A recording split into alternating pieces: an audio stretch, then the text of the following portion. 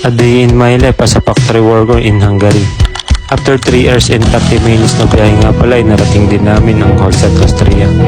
Pagbaba pa nga lang namin ng train ay namangha na kami sa ganda ng view. At tatawid pa nga pala kami sa kanyang ship para marating namin yung mismong pupuntahan namin dito sa Holzat. Ang bayad nga pala sa pagsakay sa ship ay 10 euro isa. Kaso nagkameron kami ng problema kasi wala kaming cash.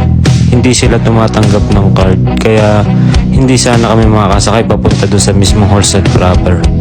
Buti na lang may nakita kaming isang Pilipino na nakasabay namin na nagbabayad kaya kinausap namin siya kung pwede kami makahiram ng 30 euro. At pumayag naman. Buti yung gamit niya ay Wise kaya doon na lang namin ibinalik yung hiniram namin. At shoutout nga pala sa iyo Ate Lisel kung napapanood mo ito. Maraming salamat po.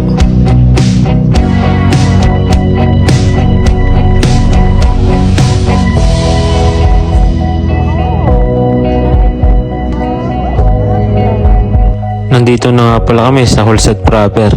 Kaya tara uliin at akitin natin para makita ang view sa taas ng Holzat, Austria. Dito na nga pala namin ngayon kaya susulitin na namin ang araw na ito.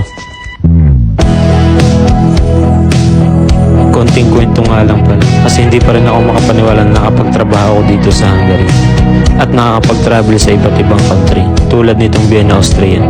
Naalala ko lang nung nasa Pinas pa ako back to 2018. Gumraduate ako ng grade 12 tapos hindi na ako nakapag-college kasi nagtrabaho ako ng 3 years nga pala ako sa Manila. At pagkatapos ng 2018 nag-resign ako hanggang sa 2021 to 2024. 3 years akong tambay. Akala ko hanggang doon na lang iikot ang buhay ko. Pero salamat kay God at dinala niya ako dito. Dami nagbago sa buhay ko na akala ko hanggang doon lang ako. Pero may plano pala talaga si Lord para sa atin. Kung isa ka sa nangangarap dito, huwag kang susuko. Laban at maabot natin ito. Malungkot at malayo man tayo sa pamilya natin, magsasakripisyo at magtitiis tayo para sa kinabukasan ng pamilya natin. At pagdating ng panahon, hindi na natin kailangan palumano sa mga minamahal natin. Ay siya, tama na at baka maiyak pa.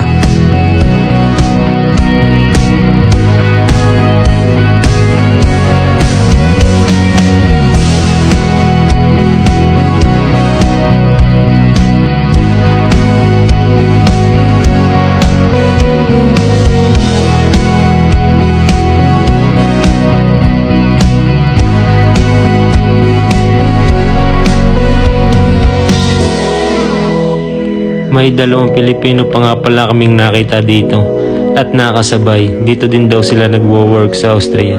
Shout out nga pala sa inyo ate. Hindi na namin natanong pangalan nyo eh.